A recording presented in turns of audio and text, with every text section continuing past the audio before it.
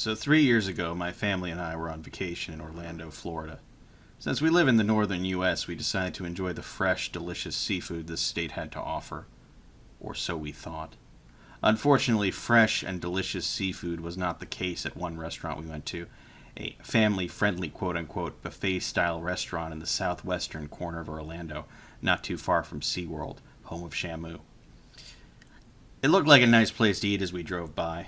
There were bloody skulls on the marquee, and a picture of a skeleton in a Santa hat sat on a chair, giving presents to young child skeletons.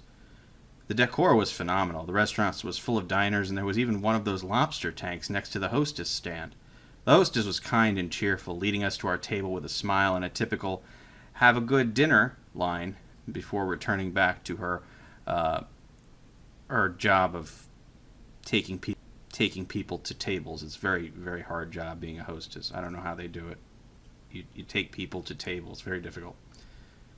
The waiter arrived at our table and took our orders pleasantly, not giving a word of complaint when my elderly grandparents, who were with us at the time, had difficulty remembering their orders. They don't have Alzheimer's, they just fail to remember things sometimes.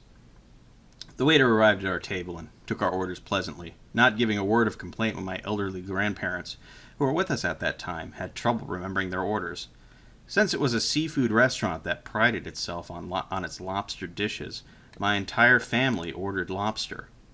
My extended family ordered lobster.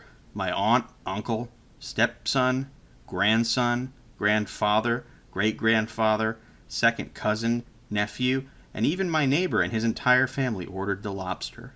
My grandparents decided to stick with mahi-mahi fillets and salad. It was going smoothly until the food didn't show up. We had been waiting for nearly an hour and a half now, but no meals. We didn't even see our waiter. My mother and father were starting to get annoyed now, pumping their fists angrily, shaking their glass of water, their courtesy glass of water, demanding that lobster. But I dismissed it, saying the chefs probably needed to select and kill a lobster from the tank in the lobby. A short while later, the food arrived. Cold. Cold as ice. Frozen lobster with ice crystals dripping down the dead, beady lobster eyes, the crustacean claws twitching. We sent the dishes back, and new ones returned nice and hot. We all dug in, enjoying the taste of the seafood, since we hadn't eaten in so long. Or so we thought. After paying our bill and heading back to the hotel room, my family began to feel sick.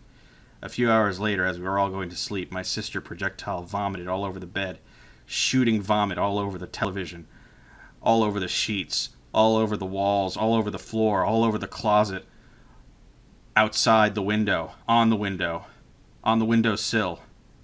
Vomit was everywhere. And then we realized what had happened. We immediately called the restaurant angrily, demanding, stammering to know what happened. What happened? What ruined our family reunion?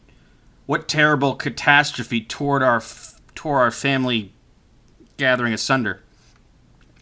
And he looked me square in the eye. Over the phone. He looked me square in the eye, I think. He looked square into the phone and he said, "That wasn't lobster, dear friend."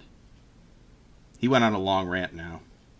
You see, back in the early 1700s, lobster was a fairly scarce food item. What we had to do was we had to dig deep, deep into the bottom of the earth, where we found a strange alien species of crustacean. What you know as a lobster is actually a tiny, parasitic creature that multiplies 100 times it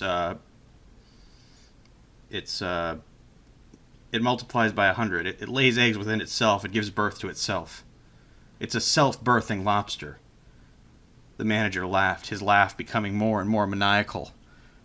I screamed as I stumbled over and went over to the bathroom. As I turned around, my sister exploded, 100 lobsters bursting out of her stomach cavity. They weren't lobsters. They were sneering. They had human teeth and eyes. And they were biting into my leg. They were biting into my arms. The cleaning woman walked in and she demanded to know what was going on. "Don't you see?" I said. "Don't you see, Muerta? Horrible things have happened in this hotel room." She screamed and took some lobsters home to take to her family. "Don't eat those lobsters," I said. "Those lobsters," I said. "They'll kill you." They're killer lobsters. They're not lobsters at all. And she just smiled and said, I know. And then her eyes grew blood red, and she sprouted pterodactyl wings and flew off into the sun. It was then I realized that that woman was the hostess from earlier in a shocking twist. I'm shocked. I didn't know it.